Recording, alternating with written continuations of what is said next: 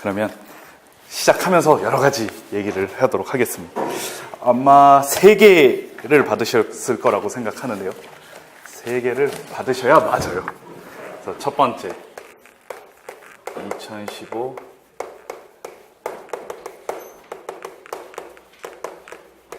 이게 대략 페이지가, 네, 어서오세요. 대략 페이지가 66페이지 정도 되죠? 이게 저희 8주 동안의 주 교재가 됩니다. 그래서 이거는 기본적으로 항상 갖고 다니시면 되고, 요걸 보고 하기가 딱 좋아요. 이게 일단은 신론에 나와 있는 2015 개정 내용하고 이제 제가 좀 설명을 덧붙인 거고, 이거는 오늘 조금 다룰게요. 그 다음에 이거하고, 그 다음에 우리 별책 8이라고 있어요. 교육부에서 만들어서 별책 8은 이제 수학과, 8이 이제 수학과 쪽이거든요. 그래서 이제 수학과 교육과정, 2015 개정 교육과정에 대해서 자세한 내용, 강론에 대해서 나와 있는 내용을 다 실었습니다. 그러니까 책이 없다라고 한다면 이게 책이 되겠어요. 토시는 몇 개 틀릴 수도 있는데 어쨌든 뭐 다 실었습니다. 그래서 요거가 주 교재가 되기 때문에 요걸 보시면 다 깔끔하게 다 돼 있습니다. 그래서 이것만 보시면 거의 교육과정에 대한 내용은 어느 정도는 충분히 소화할 수 있을 것이고, 그 다음에 이제 두 번째가 이제 OT를 이제 잠깐 할 거예요. OT는 우리 두산 교과서 맨 처음 부분에 나온 그 부분 간단하게 다룰 겁니다. 그 다음에 이제 중학교 1학년부터 다루게 될 거예요. 지금 8주 강의인데 지금 일단 중1에서 중3까지 오늘은 요거 주교재 내용 훑어보는 거하고 OT 하고, 그 다음에 중1 과정을 딱 반 실었습니다. 그래서 중1 과정 반까지 그렇게 할 거예요. 그래서 중3까지 아마 일단 계획은 이게 4주, 요게 4주고, 그 다음에 이제 수학으로 바뀌었습니다. 고등학교 원래 수학 1, 수학 2였는데 이제 그냥 수학 해가지고 1년치죠.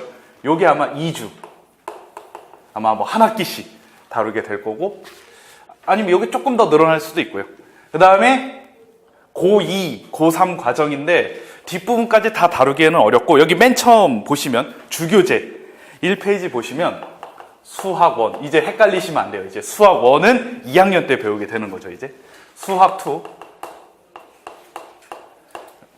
그 다음 미적분, 그 다음에 확통, 확률과 통계, 그 다음에 기하까지. 이게 기하는 좀 선택 중심이라 이제 중요도가 많이 떨어지긴 했는데, 이제 기하에서 특별히 이제 좀 예를 들어 좀 역사적 발생 과정이라든가 그런 게 조금 들어갈 게 필요가 있어서 거의 안 다룰 건데 살짝. 그래서 이걸 통틀어 한 2주. 그러니까 여기는 아마 그냥 중요한 부분만, 예를 들어 우리 교재 연구에서도 뭐 연속에 대해서도 좀 실리기도 했고, 극한에 대해서도 나오기도 했고, 뭐 함수의 어떤 뭐 미적분에 대해서, 미분, 특별히 미분의 뭐 접선의 교육이라든가 우리 할선의 극한으로 설명을 하죠. 접선 마지막에. 그러니까 이런 것들은 결국 이제 이쪽을 좀 알아야 되기 때문에 그런 내용 정도만 다룰 거예요. 그러니까 2주면 충분할 것 같아요. 그래서 이렇게 다루도록 하겠습니다. 오늘은 이 주교재하고 OT 설명 시간이 있어서 30분간 이게 전체가 이제 오리엔테이션이 되고, 다음 주부터는 문제풀이 시간을 가질 거예요. 2주차부터는 앞에 9시 반부터 한 10시나 10시 10분까지 이제 오늘 이제 1주차를 배우잖아요. 그럼 요걸 가지고 이제 제가 문제를 만들 거예요. 그럼 문제를 만들면 풀어보시면 돼요. 근데 문제는 약간 교육과정에 치우친 문제를 만들 거예요. 사실 저희가 임용시험을 작년에 보셨거나 아니면 시험지를 보셔서 알겠지만 전체 24점, 5문제죠. 그래서 기평, 서술형, 논술형 그렇게 나왔잖아요. 그래서 24점 중에 교육과정은 마지막에 하나 나왔죠. 맨 마지막 논술형에서 나왔어요.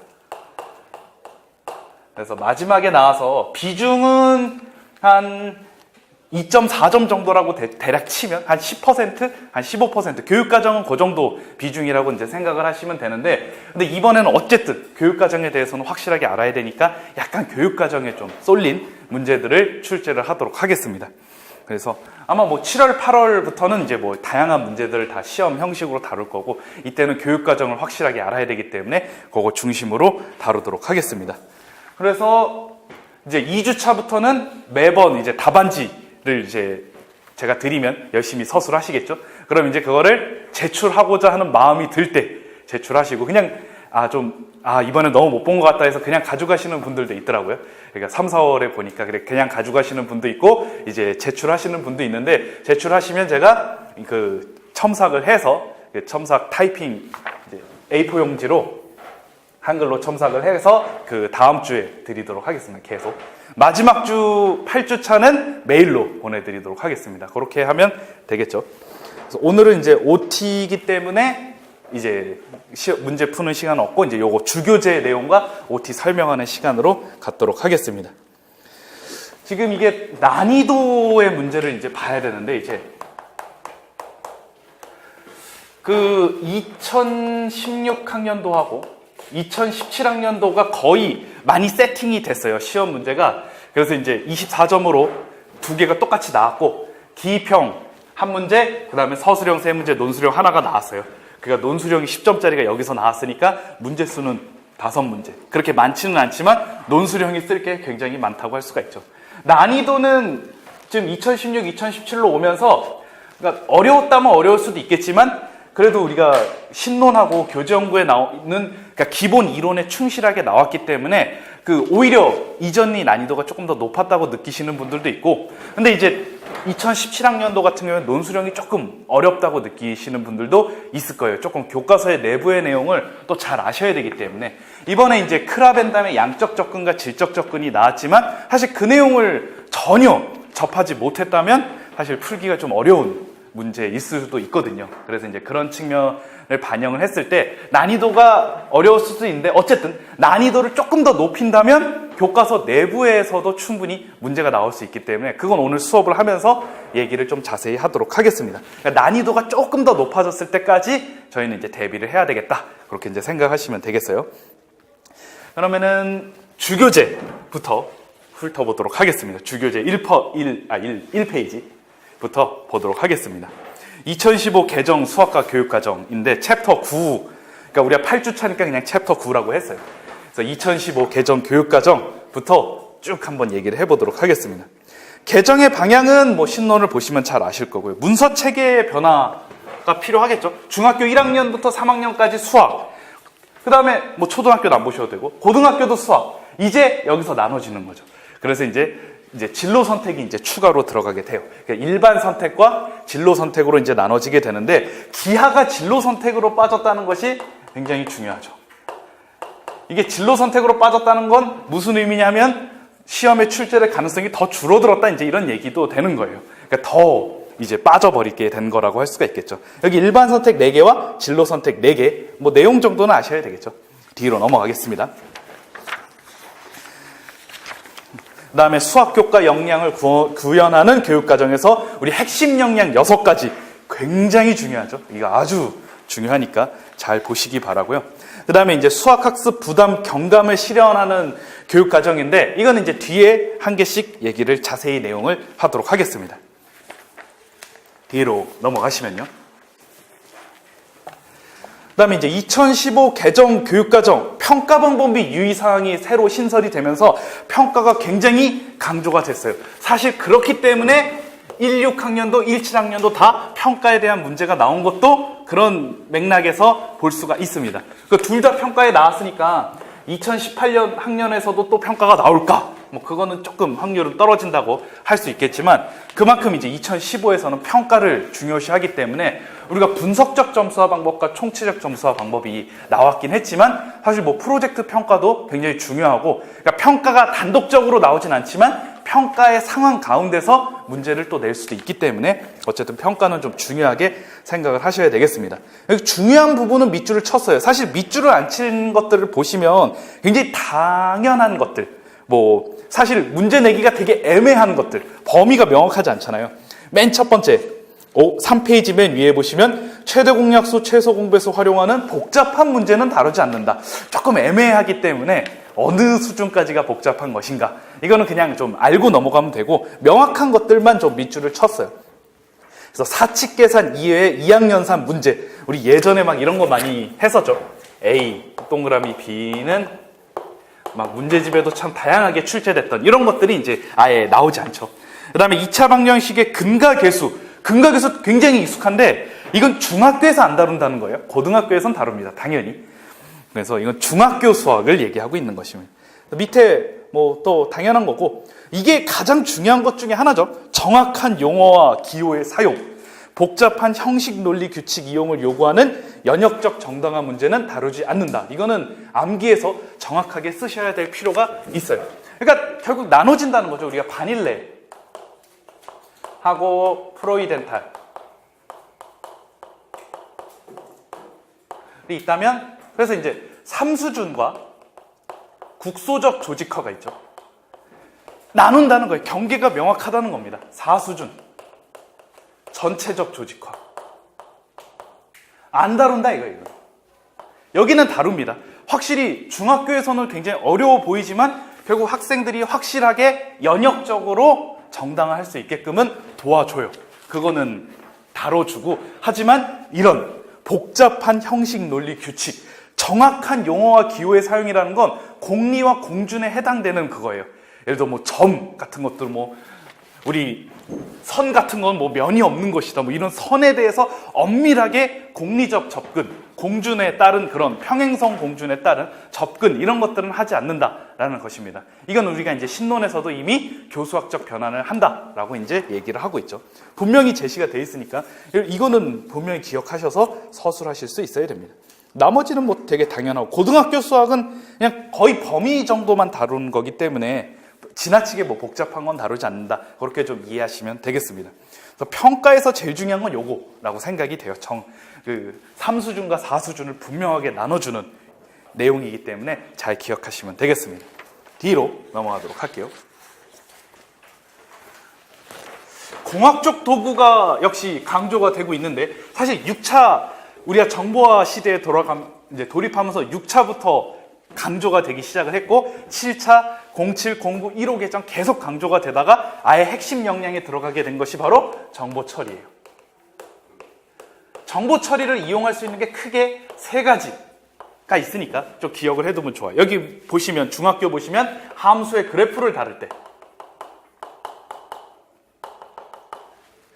그 공구 개정에서는 3단원이 함수예요. 3단원의 함수라고 해서, 그래서 공구 개정 두산 지도서를 보게 되면, 아니면 다른 지도서를 보신 분도 있겠지만, 어쨌든 보게 되면 함수의 의미부터 나와요. 함수.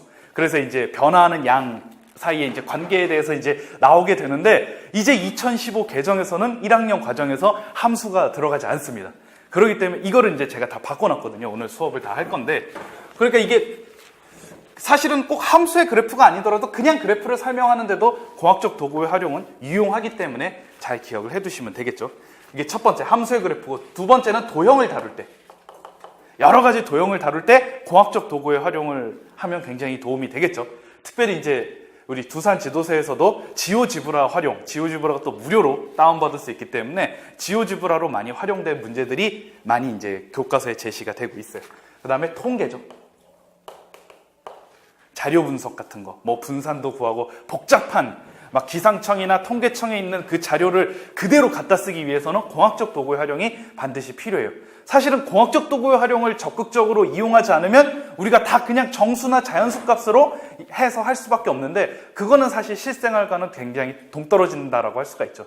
우리가 키에 대해서 분산을 구할 때도 다 자연수로 할 수밖에 없잖아요. 하지만 공학적 도구로 활용하면 실제로 소수점 둘째 자리도 충분히 얘기할 수 있기 때문에 더 현실적으로 다가갈 수가 있겠죠. 그래서 특별히 이 세 가지 영역에서 공학적 도구의 활용을 적극적으로 이용하기 때문에 잘 생각을 하시면 되겠습니다. 물론 이거 외에도 이용을 많이 하는데, 굳이 표현하면 얘는 이제 좀 컴퓨터.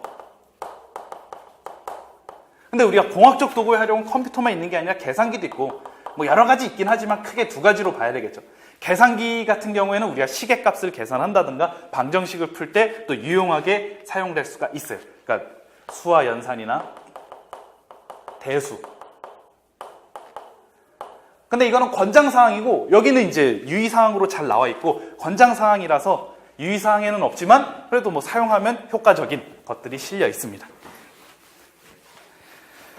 그 다음에 이제 문서체계. 여기 학습 요소를 보면 용어와 기호, 그러니까 새로 나온 용어와 기호는 반드시 이게 제시가 되게 돼 있어요. 그래서 그거를 항상 그 지도서에서도 제시가 돼 있기 때문에 알아두시면 좋고요. 이거는 3차 우리 세 번째 3차 교육과정에서 현대운동의 영향을 받아서 용어와 기호를 엄밀하게 사용할 것을 얘기를 하고 있잖아요. 논리적인 것도 강조하고 있고, 그거를 다 빼지는 않고 이렇게 좀 새로 나온 용어와 기호는 좀 명확하게 제시할 것을 하고 있는데, 3차 교육과정을 어느 정도 또 반영했다라고 보시면 되겠습니다. 그 다음에 이제 교수학습 방법 및 유의사항, 그 다음에 평가 방법 및 유의사항, 그렇게 이제 나와 있어요. 이제 학년별 내용의 변화, 요거는 이제 조금 더 자세히 알고 계셔야 되겠습니다. 1번을 보시면 최대 공약수, 최소 공배수의 활용, 성취 기준 삭제. 그러니까 되게 복잡한 것들이 굉장히 많거든요. 그러니까 이런 것들은 이제 다루지 않겠다, 이제 이런 얘기고요. 두 번째는 연립 1차 부등식. 이게 중학교 때 배웠던 건데, 이건 이제 저희가 지금 8주 동안 할 때 이거는 중학교 과정에서 빼고 얘기를 하겠습니다. 고등학교로 상향 이동이 됐습니다. 그 다음에 세 번째, 통합 기술 됐다는 거. 간단한 등식의 변형 삭제, 여기 예로 드러났는데, 이렇게 이제 변형해서 표현하는 것들을 했는데, 사실은 중학교 1학년에서 3학년까지 학습을 하다 보면 굳이 단원을 따로 만들지 않더라도 자연스럽게 알 수 있는 내용이에요, 보면은. 그렇기 때문에 이거는 삭제를 했습니다. 괜히 내용에 부담을 또 줄 필요가 없기 때문에. 다섯 번째, 그래프의 이해 강조. 요거는 이제 오늘 얘기를 할 거예요. 그래서 중학교 1학년이에요. 중1 그래프의 이해 강조. 그래서 이거를 무지하게 강조한 나머지 함수를 2학년으로 밀어버렸습니다. 그래서 1학년 때는 함수를 배우지 않고 그래프의 이해 중심으로 다루게 돼요. 여섯 번째는 이게 정비례, 반비례가 추가가 되면서 내용은 그렇게 경감된 느낌은 안 들어요. 그래서 함수라는 개념이 2학년으로 넘어가고 정비례, 반비례가 그 내용을 채우게 됩니다. 그 다음에 일곱 번째, 2차 함수의 최대, 최소. 는 이제 고1로 이제 이동을 해요. 그러니까 최대 최소 구하는 것들은 이제 우리가 두 개가 있었죠. 원래 중학교 3학년 때는 전체 범위에서, 그리고 이제 고1에서는 제한된 범위에서 다뤘어요. 이거를 이제 통합해서 고1에서 하겠다, 이제 이런 얘기입니다. 그래서 제한된 범위가 사실은 전체 범위보다는 상당히 어렵기 때문에 나눠서 했던 게 또 일리가 있었다고는 할 수 있겠지만, 나선형 교육과정, 브루너에 따르면 사실 이렇게 해야 돼요. 계속적으로 더 나선형으로 이렇게 지도를 해야 되지만, 사실은 괜히 사실 비슷한 내용을 두 번 배운다는 내용이 오히려 증가가 되는 안타까운 현상이 일어났기 때문에 고1에서 통합으로 배우게 된다. 이러면 또 내용 감소의 효과가 있는 거죠. 그 다음에 원주각의 활용 약화, 원과 비례에 관한 성질은 다루지 않는다라고 명확하게 나와 있는데, 그것이 바로 뒤의 내용입니다. 5페이지 보도록 하죠. 요거 PA 곱하기 PB는 PC 곱하기 PD, 어디서 많이 보지 않았습니까? 이거하고, 그 다음에 여기 창의업에 나오는 이 접선에서 PT, T가 이제 접선일 때, 접점일 때, PT의 제곱은 PA 곱하기 PB, 이런 것들 다 배우셨겠지만 이제 다루지 않는다는 거 기억을 하시면 되겠습니다. 사실 이거 없어도 그렇게 큰 지장은 없더라고요. 그래서 삭제하는 게 맞다고 생각하고, 9번이 이제 우리가 지각 변동이 일어나는 바로 피타고라스 정리죠. 아주 큰 지각 변동이 일어나게 되는 원인이 되었습니다. 이게 이제 중3에서 중2로 바뀌게 되면서, 이게 세계적인 추세를 반영을 했다라고 분명히 나와 있어요. 그래서 세계적으로는 다 중학교 2학년 때 배우게 돼요. 사실은 그래서 이제 수의 범위 같은 것도 굉장히 제곱근을 쓸 수 없다는 측면에서 수의 범위가 제한이 많이 되긴 하지만, 이걸 먼저 배움으로써 오히려 통합적으로 다 두 점 사이의 거리라든가 입체 도형의 높이를 구하는 것 같은 거, 이런 것들을 다 통합적으로 다룰 수 있게 되면서 굉장히 또 유용했다라고 할 수가 있습니다. 사실은 피타고라스 정리 먼저 하고 그 다음에 무리수 하는 게 바뀐 거예요. 원래 무리수 제곱근 먼저 하고 피타고라스 정리했는데 바뀌었죠. 피타고라스 정리하고 무리수 이제 하는데, 사실 이거는 피타고라스 학파에서도 이렇게 했기 때문에 역사 발생적 원리를 또 반영했다라고 할 수 있을지 몰라요. 피타고라스 정리를 먼저 하다가 어떤 학파 중에 한 사람이 정사각형의 대각선은 이거 유리수가 아니네, 어쩌고 저쩌고 하면서 조용히 매장됐다는 얘기가 있죠. 그래서 이제 이런 것들을 봤을 때 역사 발생적 원리로도 맞다라고 할 수가 있겠습니다. 여기 보시면 피타고라스 정리의 정당화라고 해서 이게 중요해요. 증명에서 나오는, 부러져 버렸네요. a 플러스 b 맨 밑에 보시죠. a 플러스 b의 제곱은 4 곱하기 2분의 1 ab 더하기 c제곱이고 정리할 때 곱셈 공식을 사용할 수밖에 없죠. 곱셈 공식을 사용할 수밖에 없는데 이제는 이게 바뀌면서 곱셈 공식과 인수분해가 또 통합이 되죠. 곱셈, 인수분해가 이제 중3으로 통합이 돼요. 또 이것도 또 지각 변동이죠. 그래서 원래 피타고라스 정리를 중3 때 배울 때는 곱셈 공식 배우고 당연히 인수분해까지 배우고 다뤘는데 이제는 이거를 뒤늦게 배우기 때문에 물론 뭐 안다라고 한다면 알 수도 있겠지만 어떻게 하면 근데 이제 이건 안 배운다고 보셔야 되기 때문에 이 정당화는 아마 하지 않겠죠. 사라지게 되었습니다. 어쨌든 교육과정상 밀리기 때문에 그래서 이 방법으로 하지 않고 이제 우리는 예전에 배웠던 유클리드식 방법으로 다시 회귀를 할 겁니다. 기억나십니까 이거? 그래서 이제 우리 유클리드 방법으로 증명했죠. 넓이를 이용해서 결국 얘랑 넓이가 같다는 것과 얘랑 같다는 것을 통해서 a제곱 더하기 b제곱은 c제곱이다. 이제 이렇게 다루게 되죠. 이거는 사실은 공국 지도서에서도 나왔던 내용이에요. 이것만 그대로 바꿔놓으면 돼요. 물론 이거는 이제 정식 교과서에서는 안 나오고 지도서에서 나와요. 우리가 지도서가 뭡니까? 교과서 뭐 대략 이쪽으로 하죠. 그러니까 교과서 내용이 다 나오고 지도서는 교과서 내용을 다 포함하고 여기에 이제 교사 지도 방법이라든가 뭐 특별한 예라든가 그런 것들이 추가로 실려 있는 게 이제 지도서인데 지도서 이쪽 부분에서는 나왔어요. 교과서에서는 안 나오고. 그리고 이제 요거 플러스 또 나올 만한 게 이제 윌리스라는 사람이 닮음을 통해서 이제 증명한 건데 두 개의 직각삼각형을 토대로 닮음을 통해서 증명을 한 게 있어요. 요거는 이제 우리가 피타고라스 정리할 때 요 두 가지가 나올 가능성이 거의 99%이기 때문에 그 두 가지를 다루도록 하겠습니다. 그건 뭐 2학년 때 다루도록 하죠. 그래서 어쨌든 우리가 많은 사랑을 받아왔던 이 곱셈 공식을 이용해서 정당화하는 거는 다루지 않을 것이다. 이거는 이제 아마 중학교 3학년 때 곱셈 공식을 배운 다음에 역시 또 지도서 이쪽 부분에 나올 수 있겠죠. 오히려 이제 위치가 바뀌게 된다고 할 수가 있어요. 6페이지 보시면 이제 보완 및 장점. 그래서 보시면 피타고라스 정당화 방법은 다른 방법이 존재를 합니다. 그래서 그 크게 세 가지예요. 이 유클리드하고 여기 윌리스는 안 적어놨는데 적으시면 되겠습니다. 윌리스의 이 유클리드는 합동과 삼각형의 합동과 넓이를 이용해서 증명을 했고요. 윌리스는 삼각형의 닮음을 이용해서 그러니까 삼각형의 고유한 성질을 이용해서 증명하는 라인이 있고 나머지도 있어요. 이거랑 비슷한 게 있는데 다 여기에서 뿌리를 두기 때문에 그게 이제 크게 첫 번째 피타고라스 정리가 한 300가지 정도 있다고 그러죠.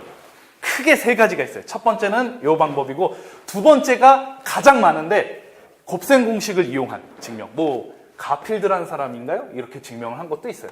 요거. 그래서 얘가 C 해가지고 사다리꼴 넓이하고 하는 거. 어쨌든 얘도 곱셈 공식을 알아야 돼요.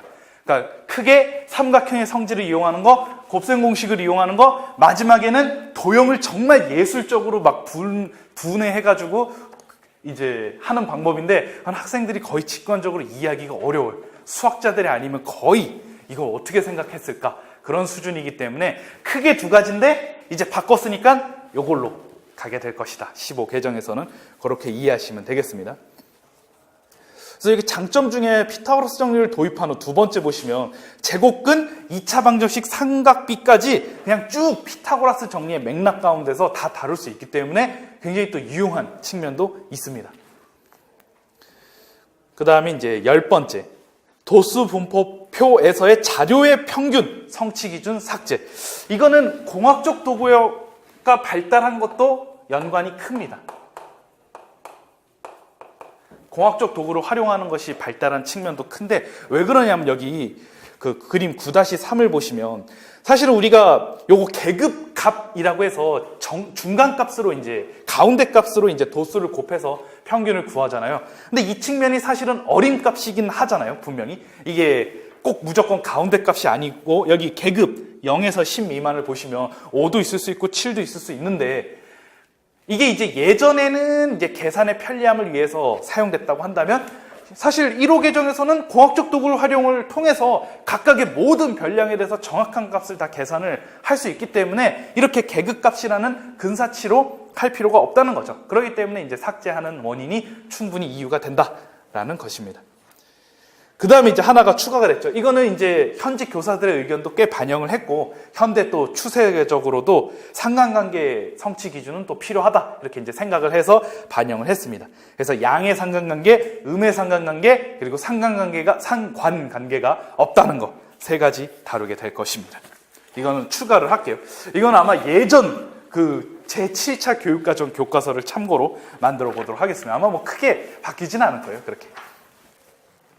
그 다음에 이제 고등학교 수학 내용도 이제 어느 정도 알고 있어야 되겠죠. 지금 첫 번째 수학 내용의 변화 보시면 연립1차 부등식은 아까 얘기했고, 미지수가 3개인 연립1차 방정식은 삭제를 했어요. 이거는 좀 너무 계산이 이렇게까지 계산을 할 필요가 있나 싶을 정도이기 때문에 삭제를 했고요. 그 다음에 최대값, 최소값 통합했다는 거 아까 얘기했고, 세 번째는 근각계수의 관계 내용 경감인데, 이게 두산지도에서는 교과서에서는 안 나오고요. 역시 이 부분에 나와 있어요. 또 뭐가 어떤 부분이 나와 있냐면 이거 학생들이 진짜 어려워하는 부분인데, 두 수가 다 양수일 때 판별식이 0보다 크거나 같고, 그리고 두근의 알파 베타라고 하면 0보다 크고. 사실 거의 학생들 외워요. 이거 6가지 있거든요. 요것뿐만 아니라 그 다음에 두 번째는 다 음수일 때. 음수일 때인데. 음수일 때는 합만 바뀌죠. 알파 플러스 베타가 0보다 작고. 그 다음에 뭐 두근이 서로 다른 부호일 때 하면은 판별식은 어차피 써봤자 의미가 없고, 왜냐면 b제곱 마이너스 4ac인데 ac, 두근의 ac가 무조건 양수니까 판별은 뭐 할 필요가 없고, 두근의 합은 양수인지 음수인지 모르고, 두근의 곱만 이제 0보다 작다, 이제 이거 이용했고요. 요것뿐만 아니라 이게 3개가 기본이고 3개가 더 들어있어요. 또 이제 양수의 절대값이 음수의 절대값보다 클 때, 양수의 절대값과 음수의 절대값이 같을 때, 서로 다른 부호인데, 그래서 이제 양수의 절대값과 음수의 절대값이 같으면 3과 마이너스 3 같은 거니까 알파 플러스 베타는 0이고 알파 베타는 0보다 작고, 이렇게 해서 총 6가지가 있어요. 이 6가지를 다 다룰 때 거의 학생들은 암기를 했습니다. 거의 뭐 의미가 없죠. 아마 이런 복잡한 내용은 삭제가 될 가능성이 높아요. 다 삭제하거나 아니면 앞에 3개만 다룰 수도 있어요. 앞에 3개. 요거나 아마 좀 더 교과서가 그건 정확하게 나와봐야 알겠는데, 뭐 양수의 절대값과 음수의 절대값이 누가 더 큰가, 이 정도까지는 다루지 않을 겁니다. 그래서 바로 근각계수 관계 내용 경감이 여기에 들어가요. 그러니까 근각계수를 활용할 수만 있으면 충분할 정도로만 다룰 겁니다. 그 다음 네 번째, 부등식의 영역 삭제가 또 아주 중요하죠. 경제수학으로 이동을 했습니다. 부등식의 영역은 뭐 굳이 안 배워도 된다, 이런 측면이죠. 근데 경제수학에서는 굉장히 그게 부등식의 영역이 중요하기 때문에 다룰 겁니다. 다섯 번째, 확률과 통계는 결국 예전으로 돌아갔어요. 예전에 어떻게 되냐면, 원래 공구계정에서는 확률과 통계가 하나였지만 이제 쪼개집니다. 이게 고1, 요게 확통, 이렇게 넘어가게 되는데, 어디서 쪼개지냐면요, 경우의 수를 다 여기에서 다루고요. 그리고 그냥 순열 조합의 기초적인 내용. 여기서는 이제, 여기는 원순열, 그 다음에 같은 것이 있는 순열, 중복조합부터 이쪽으로 들어가요. 중복조합. 뭐 중복순열도 들어가죠. 중복순열, 원순열. 여기서 경계가 나눠져요. 간단하게 순열 조합 계산하는 거는 고1 때 배운다는 것은 결국 공통적으로 우리 모든 국민들이 다 배워야 되는, 꼭 국민 공통 교육과정 용어를 쓰진 않지만 거의 그런 개념으로 봤을 때 거의 그런 개념이에요. 요거는 필수적으로 배워야 된다라는, 그러니까 최소한 P하고 C가 뭔지는 알아야지 라는 생각 가운데서 요걸 넣고 나머지는 확통으로 잘라지게 되는 것이에요. 그 다음에 확률과 통계 했고요. 그 다음 여섯 번째, 분할과 모비율이 삭제가 됐는데 뭐 잘한 것 같아요. 사실 모비율 가르치기 굉장히 어려워서 그냥 모평균으로 그냥 이제 다 해라, 이제 그렇게 지도한 적도 많은데, 모비율까지는 안 해도 될 것 같고 모평균으로 충분하니까, 오히려 모평균과 신뢰 구간 구하는 거, 신뢰 구간의 길이라든가 뭐 오차의 한계, 그런 것들이 더 강조가 될 가능성이 높습니다. 분할, 집합의 분할과 자연수의 분할 아십니까? 거의 학생들 다 외웠죠. 자연수의 분할. 이거 그냥 거의 이번에 새로 공부 개정에서 생겼는데 그냥 공부 과정에서 생겼다가 다시 그냥 사라지는 운명이 됐어요. 자연수의 분할 요 상자에 같은 상자에 이제 자연수 분할하는 건데, 예를 들어 파이 같은 경우는 P 8,3이라는 건 무슨 말이냐면은 8을 3개로 분할을 하는 거예요. 그럼 뭐 1 더하기 1 더하기 6이라든가 뭐 이렇게 1 더하기 2 더하기 5라든가 이게 총 몇 가지냐면 좀 이런 것들 했었는데 왜 하는지 잘 몰랐는데 어쨌든 삭제가 됐습니다. 삭제가 됐고요. 그 다음에 7번이 또 중요한 것 중에 하나입니다. 이게 수열의 극한과 급수가 이공계열로 넘어갔어요. 굉장히 중요하죠. 우리 지금의 교육과정의 미적분 1 보시면 수열의 극한, 급수 배우고 그 다음에 함수의 극한, 급수 다 배워요. 지금 교육과정에서 이제 이게 나눠져요. 그러니까 함수의 극한을 이제 문이과 통합으로 하고 이제 수열의 극한은 넘어갑니다. 수열보다 함수가 뒷부분에서 배우는데 어찌 이렇게 됐을까 했는데 이게 결국 뒷부분까지 가야 돼요. 이 수열까지 가면 결국 급수를 해야 된다는 측면이 이제 걸리거든요. 함수의 극한은 뭐 그냥 좌극한, 우극한 정도로만 해도 충분해요. 왜냐 함수의 극한은 좌극한, 우극한 한 다음에 연속으로 넘어가기가 사실 그렇게 어렵지 않고 함수값만 추가하면 되니까 자연스럽게 미분 가능성 판별하는 것도 뭐 그리 어렵지 않습니다. 그래서 이제 좌극한, 우극한, 그 다음에 연속, 보통 이렇게 얘기하죠. 연속, 극한의 존재, 그 다음에 미분 가능. 그래서 미분 가능하면 당연히 연속이다. 뭐 이제 이런 식으로 그냥 어쨌든 1년에 하나의 교육과정으로 충분히 다룰 수 있는데 얘는 일단 급수를 다룬다는 거. 급수가 사실은 미적분을 하는 데 있어서 그렇게 필수적인 건 아니거든요. 근데 이게 왜 나눠졌냐면 결국 뿌리를 계속 가다 보면 구분구적법으로 가요. 오늘 다 부러지면 안 되는데 벌써 하나 남았는데 구분구적법을 하려면 결국 급수 가야 되거든요. 급수를 가야 되는데 문과 학생들은 급수를 배운다. 그럼 이제 교사들도 문과 학생들은 이거는 외우든지 틀리든지 하라 이제 그런 경우가 꽤 많아요. 구분구적법. 이과는 어떻게든 이해시키려고 그러는데 문과의 경우에는 사실 거의 암기로 전락을 했고 그냥 나오면 틀려라. 다 틀리니까 어차피 점수 차이는 없다. 이제 이런 식으로 돼버리기 때문에 결국 구분구적법은 이과만 배우게 되죠. 문과는 구분구적법을 안 하게 되었습니다. 문과로서는 좋은 일이긴 하지만 안타깝게도 하나 중대한 게 추가가 됐어요. 삼각함수가 추가가 됐는데 어쨌든 구분구적법보다는 삼각함수가 그래도 좀 할만할 겁니다. 그나마. 그래서 수열에 아예 이공계열로 빠지면서 구분구적법에 대한 엄밀하고 상세한 것들은 다 이공계열로 가게 되었다. 이렇게 좀 생각하시면 되겠어요. 이게 구분구적법이 가장 큰 원인 중에 하나였다. 이렇게 보시면 돼요. 사실은 급수가 그냥 급수만 배운다면 그리 어렵진 않아요. 왜냐하면은 시그마를 배우잖아요. 그래서 시그마를 배우면서 사실은 시그마에 그냥 리미트만 더 추가된 정도긴 한데 사실은 이것만 정확하게 하면 급수는 어렵진 않은데 결국 구분구적법까지 다 가야 되기 때문에 결국 이거는 뭐 이공계열만 배우는 게 맞다. 이제 이렇게 이제 진행을 하게 된 거죠. 그 다음에 8번째 수열 지수 로그. 이 수열 빼고 지수 로그 그 다음에 이제 삼각함수가 있는데 그 지수 로그 삼각함수가 이제 초월함수잖아요. 대수함수가 아니라. 그래서 초월함수라는 건 이제 우리가 방정식의 근으로 그 정수계수 방정식으로 고칠 수 없는 건데 선생님 저는 이렇게 파이를 근으로 하는 걸 만들어 봤습니다 했는데 얘가 정수가 아니잖아요. 아무리 어려운 막 세제곱근 루트 7도 고칠 수 있어요. 세제곱하면 어쨌든 정수계수 방정식으로 고칠 수 있는데 불가능하죠. 이런 것들을 우리가 이런 것들을 사용하는 걸 초월수라고 하고 초월함수는 그 방정식으로 만들 수 없는 그런 것들이 이제 초월함수죠. 그래서 지수 로그 삼각함수는 그래서 학생들의 이해 체계가 사실은 학문 수학에서 그 어려움을 나타냈는데 두각을 나타냈는데 결국 가르치다 보니까 학생들이 지수 로그 삼각함수는 다항함수에 비해서는 훨씬 학생들이 받아들이기 어렵더라. 유리함수, 무리함수, 다항함수는 그나마 학생들이 잘 받아들이는데 이게 지수로그 삼각은 역시 대수하고 초월수로 분리되는 것도 있고 굉장히 어렵다라는 측면에서 아예 분리를 하게 됐습니다. 원래 공부에서도 분리를 했는데 지수로그까지도 다 가죠. 원래 지수로그는 공부 개정에서는 1학년 때 했었어요. 지수하고 로그의 기본적인 것들은 했었죠. 그래서 로그의 맨 마지막 상형 로그 할 때 학생들이 굉장히 어려워했었는데 그냥 아예 지수 로그 싹 다 바꿨습니다. 옮겼습니다. 2학년으로. 그렇게 되고요. 뭐 9번은 그렇고 10번은 연립 2차 부등식은 이제 부분적으로 삭제. 역시 어려운 부분을 삭제했다 이제 이런 내용입니다. 이제 내용 정도는 좀 알고 계셔야 될 것 같아요. 수학. 보시면 그 7페이지 보면 다항식부터 쭉 똑같다가 함수와 그래프까지 똑같아요. 이제 맨 마지막이 바뀌었어요. 맨 마지막에 수열, 지수, 로그가 아예 삭제가 됐고 상향 이동이 됐죠. 그 다음에 순열과 조합, 경우의 수가 조금 포함이 됐어요.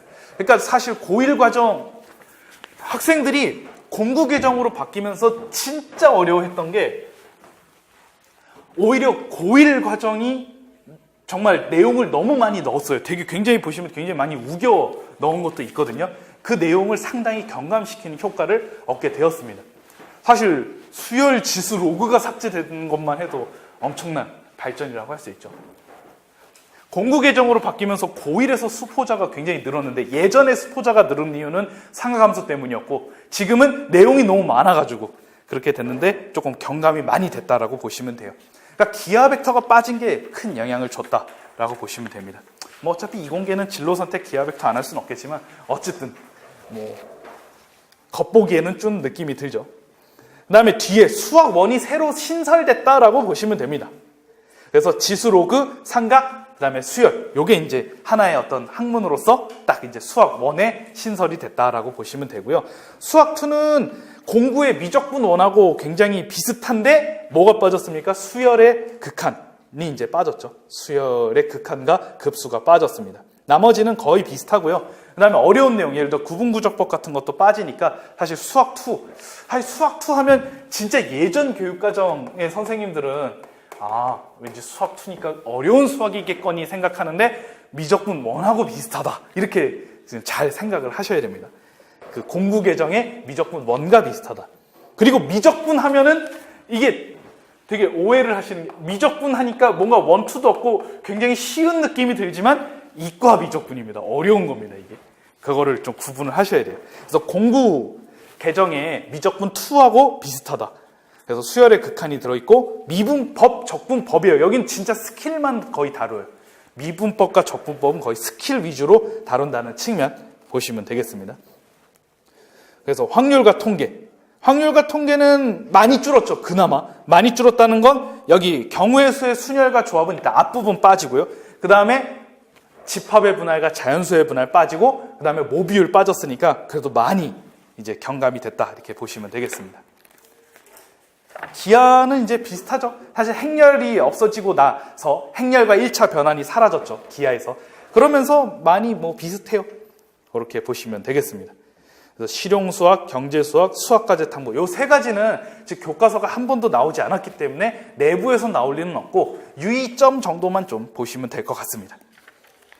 그래서 실용수학은 사실은 실용수학이 그 교과서에서 공부 계정에서도 실용수학에 대한 내용들이 조금씩 나왔거든요. 예를 들어 뭐 오바트라든가 그래서 막 그 선분 가로 선분과 세로 선분으로 막 이렇게 미술 작품 내는 게 있어요. 그래서 막 이렇게 이쪽만 체크무늬로 색칠을 한다든가 해서 오바트라는 게 나와 있는데 아마 이런 것들이 다 일로 실용수학으로 들어가서 실용수학에서는 특별히 수학의 유용성과 그다음에 흥미 이런 것들을 느끼게 하는데 주력을 해요. 실용수학은. 그리고 이제 자료, 통계 자료의 정리나 뭐 자료의 해석 같은 경우도 진짜 막 실생활에서나 기상청이나 통계청의 자료들 같은 것도 얻어서 해석도 해보고 정말 유용성을 많이 느끼게 하는 그런 것들. 막 기하 공간에서는 교과서는 나오지 않았지만 굉장히 막 되게 아름다운 도형이라든가 예를 들어 막 학생들이 막 재밌어 하잖아요. 이런 거 막 하트 방정식 같은 거 보면 막 정말 복잡한 수학의 방정식으로 돼 있는데 그려보면 이렇게 된다더라. 그러면 학생들이 재미있어 하겠죠. 그런 측면의 중심으로 이제 다루게 되고요. 경제 수학에서는 은근히 수학 수준이 높아요. 이건 아마 상경계열, 그 경영이나 경제 쪽에서 많이 선택을 하게 될 것인데. 그래서 우리가 원래 그 수열을 할 때 등비 수열의 이제 맨 마지막 활용이라고 해서 뭐 연금, 뭐 퇴직금의 관계라든가 뭐 적금, 예금 관계라든가 이런 것들 했었잖아요. 학생들이 이런 거 정말 어려워하고 거의 공식만 암기했던 건데 이런 것들이 이제 경제 수학으로 가게 되죠. 사실 경제 수학의 학생들은 이런 것들을 좀 더 자신이 필요하다고 느끼겠죠. 왜냐하면 자신들의 진로하고 관계가 된 거니까. 이런 것들이 이제 들어가게 돼요.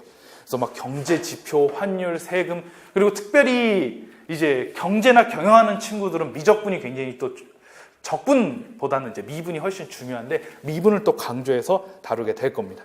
그리고 부등식의 영역도 이제 이쪽으로 들어가게 되죠.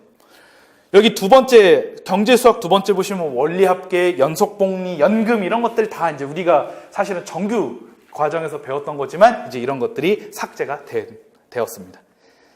수학과제 탐구는 아마 이공계에서 할 것 같은데 이공계 논술 준비라고 생각하시면 돼요. 간단하게 얘기하면 진짜 막 연구하고 보고서도 작성하고 그런 것들을 이제 주로 하게 될 겁니다. 이공계는 아마 이쪽 수학과제 탐구는 선택을 거의 필수적으로 할 거예요. 그 다음에 10페이지는 수학 교과 역량 반영인데 이거는 이제 다 그 교과서 세부적으로 할 때 다루도록 하겠습니다. 그냥 뭐 보고 넘어가시면 돼요. 어차피 신론에도 있고 신론에 있는 거 그대로 적은 거니까. 13페이지. 이거를 무조건 암기를 하셔야 되는 내용이 여기에 있습니다. 무조건 암기를 하셔야 되겠죠. 여기 1번의 교수학습 원칙은 그렇다 치고 교수학습 방법의 핵심 역량 6가지 정도는 완벽하게 기억을 하셔야 되겠습니다. 공부는 그냥 비교를 위해서 놔둔 것 뿐이고 1호로 암기를 하시고요. 뒤로 넘어갈게요. 교수학습 방법에. 그래서 15페이지 넘겨보시면 나부터 시작을 하죠. 요거를 다 꼼꼼하게 다룰 겁니다. 나부터 시작해서. 어쨌든 이게 나오던 교수학습 방법이 유의사항이 나오던 방법이 나오던 둘 중에 하나는 나온다고 봐야 돼요. 거의 의무적으로. 지금까지 안 나온 적이 없어요. 그래서 무조건 나온다고 보셔야 됩니다. 그러니까 여기 앞에 아까 10페이지부터 보셨던 유의사항들 있잖아요. 그 교과서 그 강론에서의 유의사항하고 양대 축이에요. 유의사항하고 이번에는 유의사항이 나왔죠. 유의사항이 나왔어요. 그 크라벤담 이론 하면서. 그 다음에 방법. 양대 산맥입니다. 이 둘 중에 하나는 나온다고 보셔야 돼요. 분명히 나오는 걸 아는데 공부를 소홀히 할 수 없겠죠. 그래서 여기 나부터 시작해서 나, 다, 라, 마, 바, 사 해서 핵심 역량 6가지가 있기 때문에 이건 뭐 거의 암기하다시피 해야 됩니다. 나의 문제 해결 능력 4가지 나오죠. 그 다음에 추론 능력 3가지, 창의융합 3가지, 그 다음에 의사소통 3가지, 정보처리 3가지, 태도 및 실천 4가지. 그렇게. 이거는 뭐 필수, 의무, 무조건 암기. 이건 뭐 무조건 쓸 수 있어야 됩니다. 어찌됐든 간에. 그래서 요거 보시면 되고요.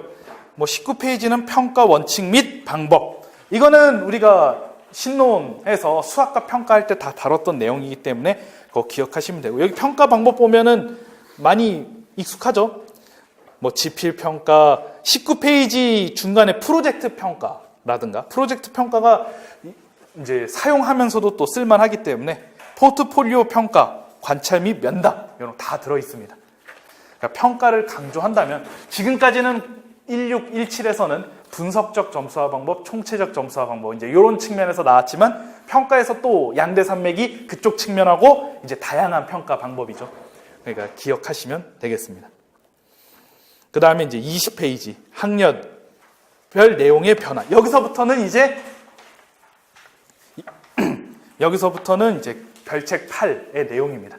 그래서 쭉.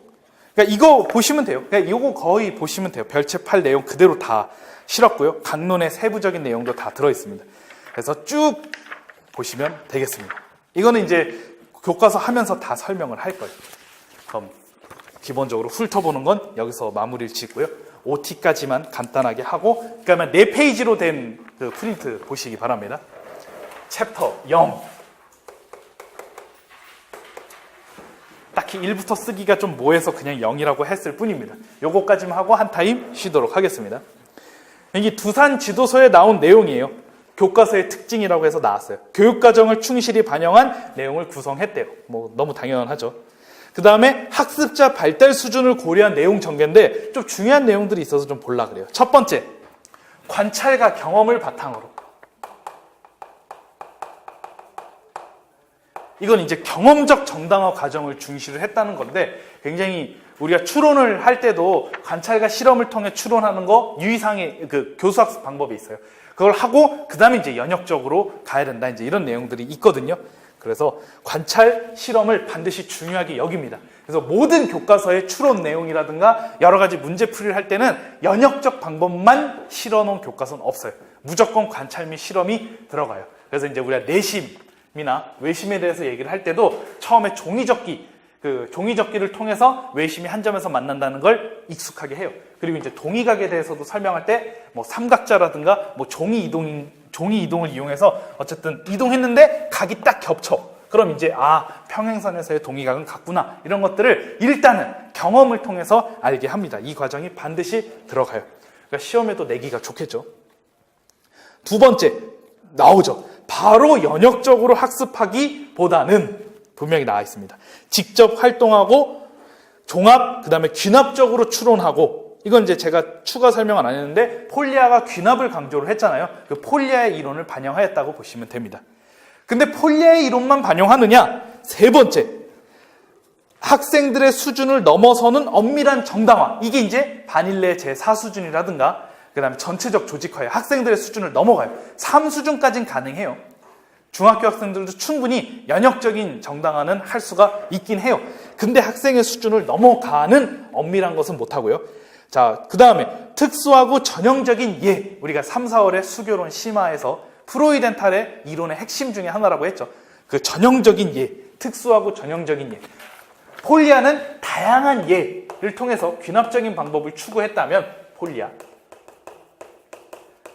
프로이덴탈은 이 전형적인 예에 정말 수학적 개념을 다 실어서 하나로 확실하게 이해할 수 있게끔 했는데 이 전형적인 예도 활용을 많이 합니다. 그리고 반성적 사고죠. 프로이덴탈의 핵심적인 것 중에 하나가 반성을 정말 강조한 사람이 피아제하고 프로이덴탈이죠. 물론 다른 사람이 강조 안 했다고 한 건 아니지만 특별히 크게 강조한 사람이 이 두 사람입니다. 그래서 그 기반으로 구성을 했어요. 그래서 프로이덴탈은 이 전형적인 예하고 반성적인 사고가 핵심이고 그 다음에 이제 우리가 기하의 영역을 다룰 때는 심상을 구성하는 것 또한 강화를 했기 때문에 그 심상 구성도 중요하게 다룰 겁니다. 그 다음 네 번째, 공리적인 접근을 피하고 분명히 제시가 돼 있죠. 4수준은 결국 전혀 다루지 않는다. 이런 내용입니다. 공리적 접근을 피하고 직관적인 접근을 시도하여, 그러니까 구분을 명확하게 했기 때문에 알아두시면 되겠어요. 그래서 이제 우리가 2016 학년도 기출에서도 바닐레의 3수준과 4수준의 시사점을 기록을 하라고 했습니다. 근데 만약에 이 3수준과 4수준을 그냥 적었다. 3수준은 이거고 4수준은 이거다. 그럼 이건 감점의 대상이 되고요. 중학교 과정이잖아요. 우리 2016 학년도 논수령에 나왔을 때는. 그래서 3수준은 다루고 4수준은 다루지 않는다라는 내용을 적어주셔야 완벽한 답이 돼요. 그러니까 이런 것들은 이제 이런 교과서 내용 분명히 이렇게 제시가 돼 있잖아요. 이런 것들을 얘기하지 않으면, 이제 이런 것들을 살펴보지 않으면 사실 논수령 쓸 때 약간씩 감점의 요소가 드러날 수가 있습니다. 그래서 우리가 교과서의 내용을 하는 것은 논수령 같은 경우에는 통합적인 이해가 중요하거든요. 그런 측면에서 그 연결고리를 완벽하게 하기 위해서 교과서 및 지도서를 분명하게 다루는 겁니다. 안 그러면 내용만 딱딱딱 잘 쓰면 이게 연결고리가 잘 연결이 안 돼서 감점의 대상이 돼요. 이거는 두산 지도서에서 분명히 제시가 돼 있기 때문에 분명하게 기억을 해두시면 되고요. 그 다음에 여러 가지 현상을 소재로 한 탐구활동. 첫 번째 보시면 느낌이 오죠. 사회현상, 자연현상, 여러 가지 현상. 그래서 수학적 개념, 원리, 법칙 탐구. 이거는 이제 프로이덴탈의 이제 현실을 반영한 수학을 정확하게 잘 반영을 한 거죠. 그래서 수학과 교수학습에서는 핵심적인 것이 현상을 본질로 조직하는 거. 요게 이제 핵심적으로 다루어지게 될 겁니다. 그래서 이제 우리가 수학과 교수학습에 프로이덴탈이 처음에는 현상을 본질로 조직하는 거 얘기를 했고, 트레퍼스가 발전을 시켰죠. 수평적 수학화하고 수직적 수학화로 발전시켰는데 프로이덴탈이 이 트레퍼스 이론을 보니까 굉장히 공감을 했어요. 그러니까 트레퍼스의 이론이라고 할 수 있는데 프로이덴탈이 공감을 했기 때문에 거의 프로이덴탈의 이론이라고 해도 손색이 없습니다. 그리고 또 발전을 시켜서 응용적 수학화까지 추가를 시켰죠. 마지막에는. 그래서 구분해서 나올 거예요. 구분해서 나오면 맞춰서 적으시면 됩니다. 프로이덴탈로 나오느냐, 아니면 트래퍼스로 나오느냐, 아니면 수학화 전 과정, 응용적 수학화까지 포함해서 나오느냐에 따라서 구분하시면 돼요. 우리가 근접발달 영역도 그렇잖아요. 원래 비고치키가 근접발달 영역만 딱 얘기를 했지만 그 4단계로 또 발전을 시켰죠. 그러니까 더 발전을 시킨 게 나오는지 아니면 그냥 근접발달 영역만 나오는지에 맞춰서 서술을 하시면 됩니다. 그리고 특별히 통계단원, 이 통계단원의 실생활 연결을 굉장히 강조를 하게 돼요. 이거는 공부에서도 강조를 한 추세이기 때문에 그냥 그거 반영해도 될 것 같습니다. 아주 통계 영역에선 특별히 강조를 합니다. 그 실생활과의 연결을. 그 다음에 2페이지, 학습자의 다양한 수준과 성향을 배려하죠. 그래서 수학 이야기가 꼭 들어가요. 그래서 과학, 사회, 미술, 체육, 우리 프로젝트 평가에서 이런 다양한 교과하고의 융합이 나오잖아요. 그래서 이제 창의 융합을 강조하는 측면에서도 다른 교과, 타교과나 실생활과의 관련성은 특별히 강조를 할 겁니다. 그 다음에 이제 수학 교수학습 내용 강조해서 여기 핵심 역량 6가지. 교재 2페이지 참고하라는 건 주교재 2페이지라는 것입니다. 이건 뭐 보시면 되고요. 그 다음에 최근 수학과 교육과정의 국제적 동향. 이게 미국하고 일본이 나왔는데 그냥 미국만 실었습니다. 왜냐하면 일본이 내용이 많아서, 단순히 내용이 많아서 안 실었을 뿐이고 미국이 되게 깔끔하고 간결하게 나와서 미국만 실었어요. 아마 1번과 2번은 많이 들어보셨을 것 같아요. 학교 수학의 교육과정의 평가와 평가의 규준하고 원리와 규준 나왔는데 또 이제 계속적으로 업데이트가 됐겠죠. 그래서 06에는 교육과정 초점, 그 다음에 이제 최근 동향에서 공통핵심 주 규준이라고 해서 2010년에 나온 건데 거의 모든 주가 미국의 모든 거의 주가 이것을 사용하고 있다. 이 정도만 그냥 상식선에서 알면 되겠습니다. 그 다음에 수학과 교육과정, 문서체계 변화는 1페이지 참고하시면 되고요. 기본적인 이해 뒤로 넘어가도록 하겠습니다. 3페이지. 적용 시기가 중요하죠. 2018년이에요. 2018년이라는 건 내년 3월이죠. 중학교 1학년과 고등학교 1학년이 적용이 돼요. 어찌됐든 지금 이제 2차도 시험을 보셔야 되잖아요. 결국 공부 지도서로 해야 돼요. 일단 지금은 안 나왔기 때문에. 물론 1호 지도서에 대한 내용을 2차로 막 수업 실현을 해라라고는 하지는 않을 건데 공부 중심으로 이제 하시면 될 것 같아요. 그 다음에 이제 2019년, 2020년에서 단계적으로 도입을 하죠. 세 번째, 중학교에서는 이제 소프트웨어 교육하고 자유학기제가 특성이고요. 고등학교는 당연히 선택 중심 교육 과정이 핵심적인 거가 되겠죠. 그래서 이거 뭐 보시면 될 것 같습니다. 마지막 페이지가 역시 또 중요하죠. 4페이지. 우리가 뭐 자유학기제 이런 것들은 뭐 교육학 이제 수업을 들으신다면 거기서 충분히 공부를 하실 거라고 생각을 하고요. 수학교육론에서는 4페이지가 중요하죠. 정리를 총체적으로 했습니다. 그래서 중요한 것만 적어놨어요. 그래서 공부계정에서는 수학 1과 2를 합쳐놓고 그 다음에 수열 지수 로그, 그 다음에 이제 그걸 삭제했고 경우의 수하고 순열과 조합의 기본적인 내용을 추가한 거, 부등식의 영역이 넘어간 거, 요거 핵심적인 거 기억하시면 돼요.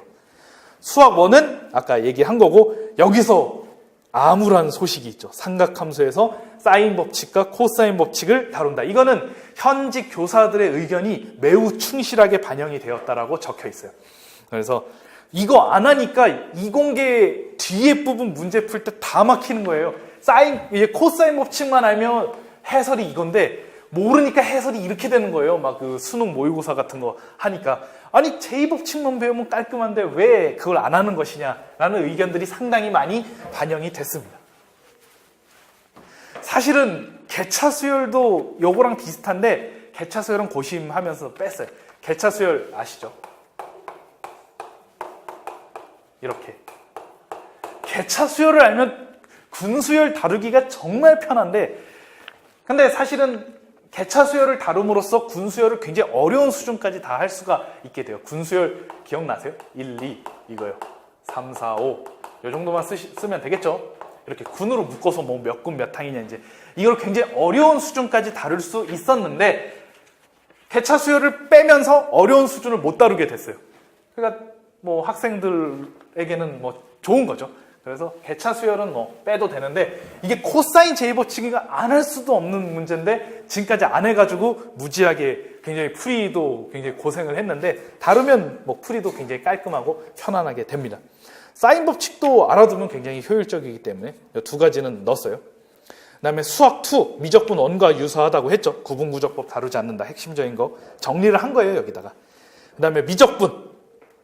여기 보시면 매개변수와 음함수의 미분법. 이거 속도와 가속도하고 속도와 거리는 기하 벡터에 있었던 건데 이걸 다시 미적분으로 이제 통합되면서 진짜 미적분은 거의 그냥 스킬과 기술, 같은 말인데 스킬을 거의 배우는 측면이 됐습니다. 그러니까 기하 내용이 이제 좀 줄는 거죠, 상대적으로. 그래서 확률과 통계 얘기를 했고요.